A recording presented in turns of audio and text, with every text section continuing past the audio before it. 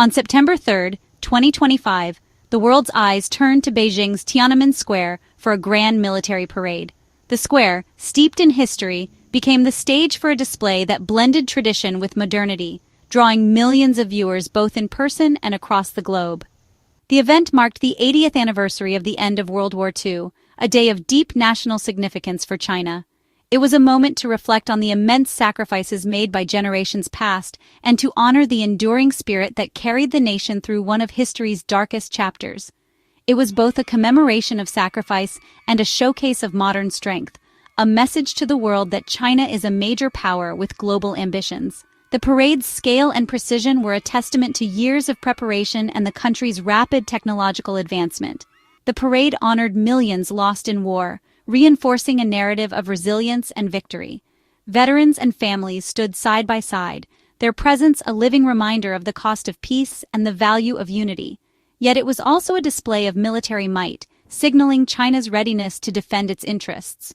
Rows of tanks and cutting-edge missiles rolled past, underscoring the nation's commitment to security and its determination to protect its sovereignty. Every detail, from the soldiers' precision to the advanced weaponry, was designed to project confidence and capability. The choreography of the formations, the gleam of new technology, and the discipline on display all spoke to a country that has invested deeply in its future.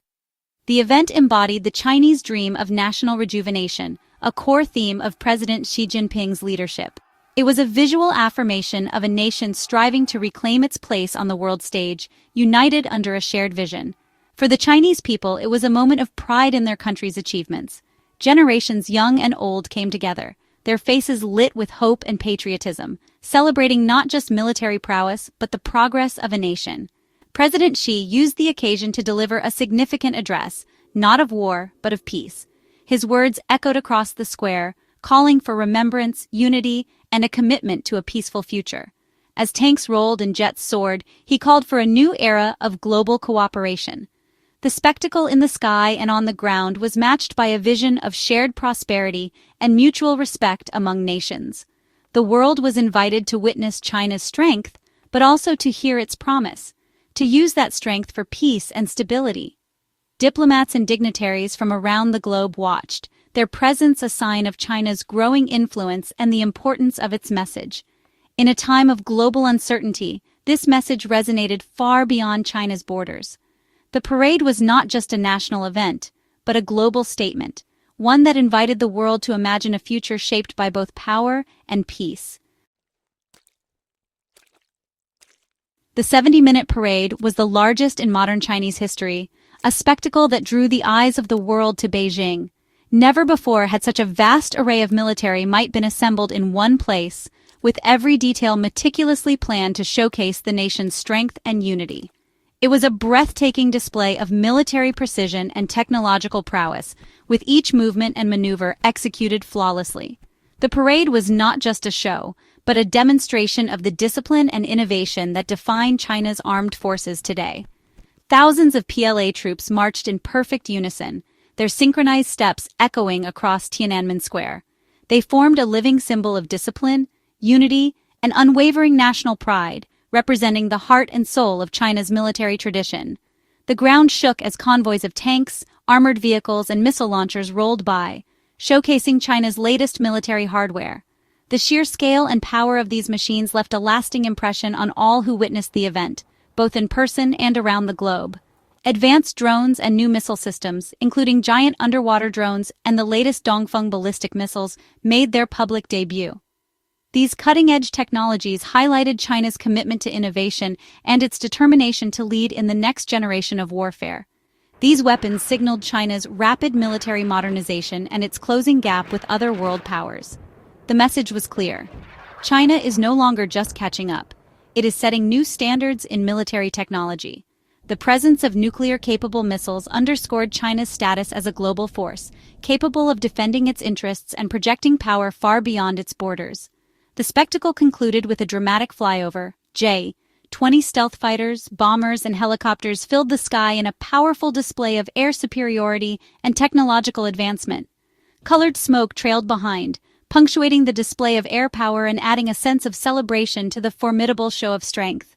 The event was meticulously choreographed to impress and assert China's arrival as a top-tier military power. Every element, from the marching soldiers to the roaring jets, was designed to send a message of confidence and capability.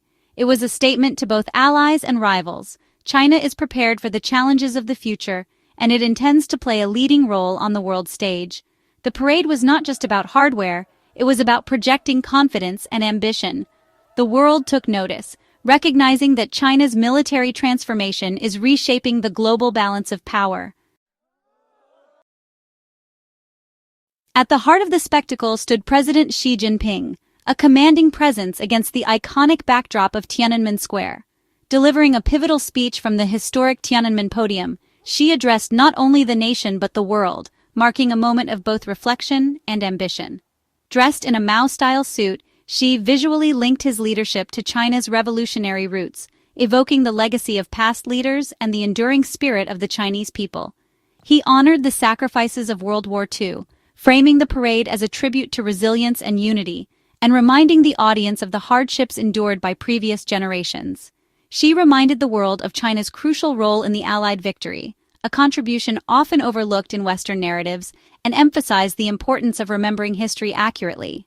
He emphasized that the display was not about aggression, but remembrance and defense, underscoring that military strength should serve as a safeguard for peace. The core of his speech was a call for global peace. Today, mankind faces a choice: peace or war, dialogue or confrontation. His words resonated with a sense of urgency and responsibility. Xi positioned China as a responsible leader on the world stage, urging cooperation over conflict and inviting nations to join in building a more harmonious future. He pledged China's commitment to peaceful development, vowing never to seek hegemony or expansion, and stressing that China's rise would not threaten others.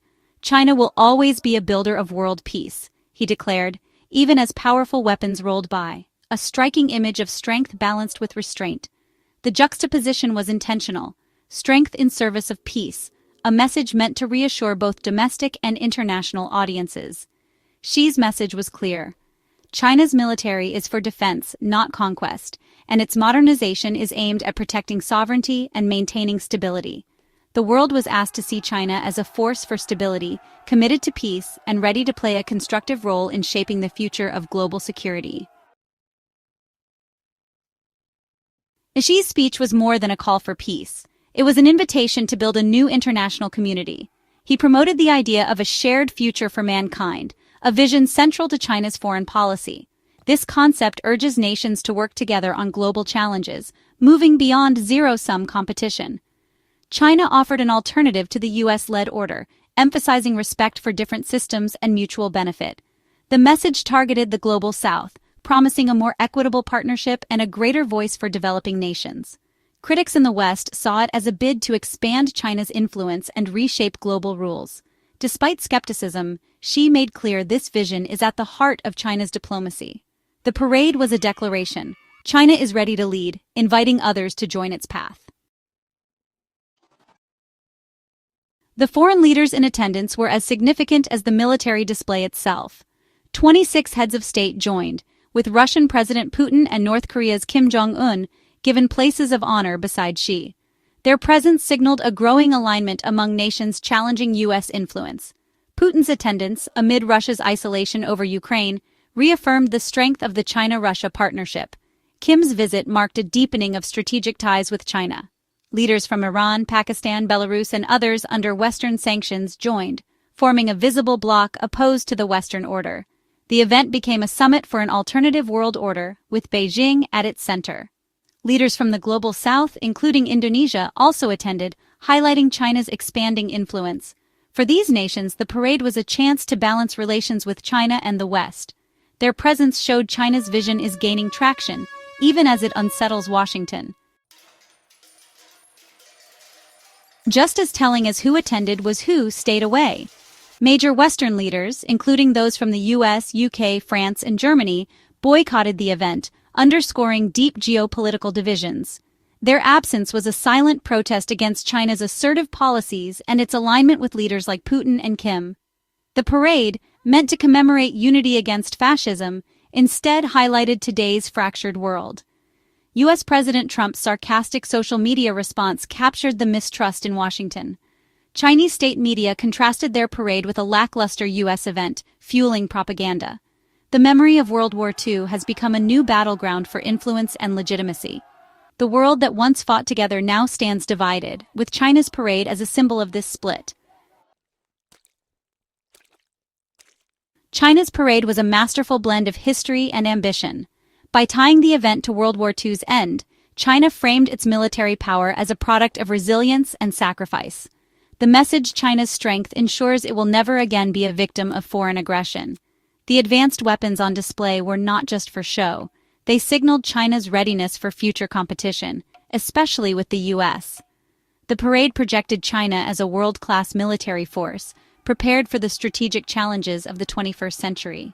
This dual focus, honoring the past, preparing for the future, defines China's global posture. The event rallied national pride while warning rivals of China's capabilities. It was both a memorial and a projection of power. China presented itself as a historical victim transformed into a rising superpower. Xi's call for peace came amid global instability, wars in Ukraine and the Middle East, and a fragile international order. China positioned itself as a voice of stability, offering diplomacy over confrontation. With Putin in the audience, Xi's speech subtly criticized Western approaches and promoted negotiation. Many nations, weary of conflict, found China's message appealing. The U.S., under President Trump, appeared less committed to global leadership, creating an opening for China. Xi's emphasis on multilateralism was a strategic move to fill that void. By advocating peace while displaying strength, China sent a dual message. It can shape the future but prefers stability. The message reassured partners and warned rivals. In a turbulent world, China argued it holds the key to a more peaceful future. Xi Jinping's call for peace, delivered amid military might, carries global weight. As a rising superpower, China's words and actions shape the 21st century. In an era of great power rivalry, a public commitment to peace is a crucial gesture. Xi's promise not to seek hegemony offers hope for dialogue over confrontation. China's vision of a shared future challenges the status quo and appeals to many developing nations. Whether genuine or strategic, the message forces a global conversation about the future order. The world saw a paradox, power on display, but peace promised. Now it must test that promise and work to ensure dialogue prevails over conflict.